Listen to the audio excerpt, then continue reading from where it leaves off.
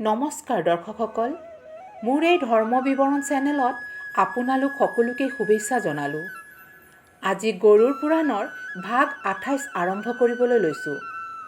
গৰুড় পুৰাণত মানুহৰ জন্ম আৰু মৃত্যুৰ বহুতবোৰ ৰহস্য লিখা আছে। গৰুড় পুৰাণৰ পৰা জ্ঞান পোৱাৰ পিছত বহুত মানুহে নিজৰ জীৱনৰ ভুলৰ ৰাস্তাবোৰ এৰি সত্যৰ ৰাস্তাত যাবলৈ ধৰে। মই এই ধৰ্ম বিৱৰণ চেনেলৰ দ্বাৰা গৰুড় পুৰাণৰ বিষয়ে ক'বলৈ পাই মনত খুব শান্তি অনুভৱ কৰোঁ। মোৰ দ্বাৰা গৰুড় পুৰাণৰ এই কথাবোৰ শুনি যদি এজন মানুহেও নিজৰ পাপবিলাক প্ৰায়শ্চিত্ত কৰি পুণ্য ৰাস্তাত চলিবলৈ ধৰে, তেতিয়াহ'লে মই নিজকেই সফল অনুভৱ কৰিম। আজিৰ এই ভিডিঅ'টোত মানুহৰ মৃত্যুৰ পিছত সেই মৃত ব্যক্তিৰ আত্মাটো কিমান দিনলৈ ঘৰত থাকে তাৰে ওপৰত আলোচনা কৰিম। আমি যদি কেতিয়াবা অকলে থাকোঁ আৰু তেতিয়া আমি এনেকুৱা অনুভৱ কৰোঁ যে আমাৰ কাষেৰে কোনোবা এজন ওলাই গ'ল বা কোনোবা থিয় হৈ আছে, কেতিয়াবা এই অনুভৱ সঁচাও হ'ব পাৰে। আমি ভুল ধাৰণা বুলি ইফালে সিফালে চাই আকৌ নিজৰ কামত ব্যস্ত হৈ যাওঁ। এই অনুভৱৰ ওপৰত গৰুড় পুৰাণত কি লিখা আছে তাৰ বিষয়ে আজি জানিব পাৰিব। গৰুড় পুৰাণত সনাতন ধৰ্ম মতে মৃত্যুৰ পিছত সদ্গতি কেনেকৈ পোৱা যায় আৰু মৃত্যুৰ পিছত কি হয়, এই সকলোবোৰ গৰুড় পুৰাণত ব্যাখ্যা কৰা হৈছে। গৰুড় পুৰাণত স্পষ্টকৈ লিখা আছে যে মানুহৰ মৃত্যুৰ পিছত সেই মানুহজনৰ আত্মাটো যমদূতে 24 ঘণ্টাৰ কাৰণে লগত লৈ যায়।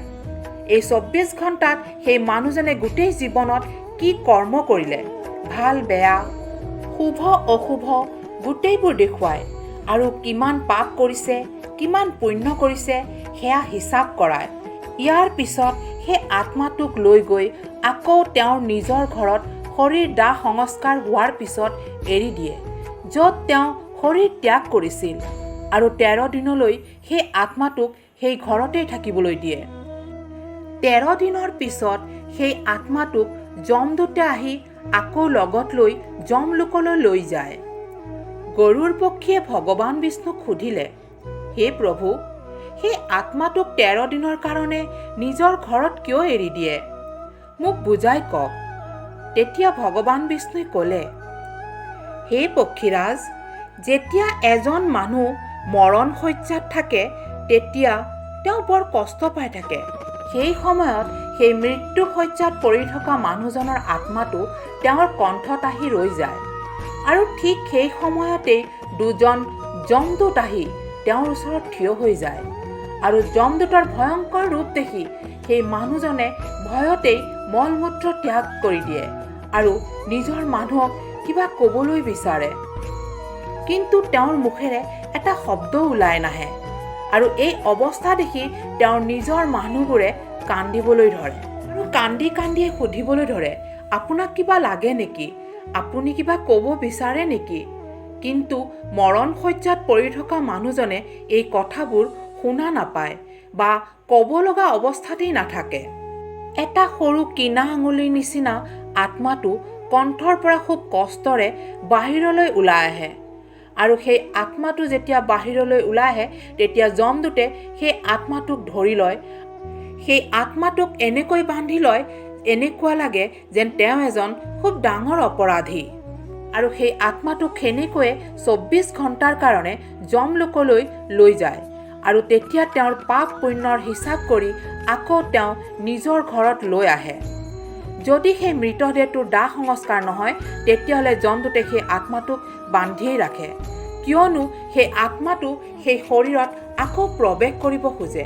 সেইকাৰণে যমদূতে সেই আত্মাটোক এৰি নিদিয়ে। যেতিয়া সেই আত্মাটোৰ দাহ সংস্কাৰ হৈ যায় তেতিয়া সেই আত্মাটোক সেই ঘৰত নিজৰ পৰিয়ালৰ মাজত এৰি দিয়ে। এই 13 দিনত সেই আত্মাটোৱে জানিব পাৰে যে তেওঁ ইমান দিনে নিজৰ পৰিয়ালৰ কাৰণে কি কৰিছিল, কি পাপ কৰিছিল, কি পুণ্য কৰিছিল, আৰু আজি তেওঁৰ পৰিয়ালে তেওঁৰ কাৰণে কি কৰি আছে। কেতিয়াবা কিছুমান আত্মাই এইবিলাকো দেখা পায় যে পৰিয়ালৰ মানুহে নিজৰ ধন সম্পত্তি লৈ কাজিয়া কৰি আছে। তেতিয়া সেই আত্মাই বুজি পায় যে মই কাৰ কাৰণে ইমান পাপ কৰিলোঁ, কাৰ কাৰণে ইমান পুণ্য কৰিলোঁ। এই 13 দিন এই আত্মাটো নিজৰ পৰিয়ালৰ মাজতেই থাকে। 10 দিনৰ দিনাখন যেতিয়া পিণ্ডদান হয়, সেই পিণ্ড হোৱাৰ পিছত সেই আত্মাটোৰ এটা শৰীৰৰ অংশ গঠন হয়। এই পিণ্ড পুত্ৰ সন্তানেহে দান কৰিব পাৰে। সেই ব্যক্তিজনৰ নিজৰ পুত্ৰ নাথাকিলেও তেওঁৰ ভায়েকৰ পুত্ৰ বা ককায়েকৰ পুত্ৰই এই কৰ্ম পূৰা কৰিব পাৰে। 13 দিনৰ কৰ্মৰ পিছত সেই আত্মাটোৰ এটা শৰীৰ গঠন হৈ যায়। তাৰে পিছত যমদূতে আহি সেই আত্মাটোক আকৌ অপৰাধীৰ নিচিনাকৈ বান্ধি 16খন নগৰৰ মাজেৰে যমলোকলৈ শাস্তি দি লৈ যায়। আৰু এই যাত্ৰা সম্পূৰ্ণ এবছৰ লাগে। ইয়াৰ ওপৰত মই আগৰ ভিডিঅ'ত সম্পূৰ্ণকৈ ব্যাখ্যা কৰিছোঁ।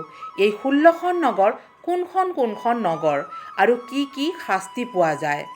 সকলোবোৰ যদি আপোনালোকে শুনিব বিচাৰে, তেতিয়াহ'লে ধৰ্ম বিৱৰণৰ প্ৰত্যেকটো ভাগ আৰম্ভণিৰ পৰা শুনিলেই জানিব পাৰিব।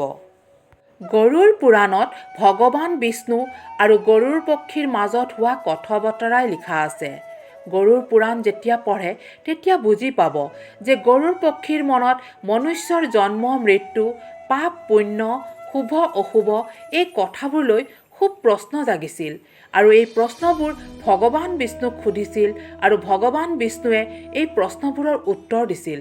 মনুষ্যৰ জীৱনৰ ৰহস্য, মৃত্যুৰ ৰহস্য, পাপ পুণ্য, শাস্তি, যমলোক, বিভিন্ন ধৰণৰ নৰক, বিভিন্ন ধৰণৰ শাস্তি, স্বৰ্গত পোৱা সুখ ভোগ, এই সকলোবোৰ গৰুড় পুৰাণত পোৱা যায়।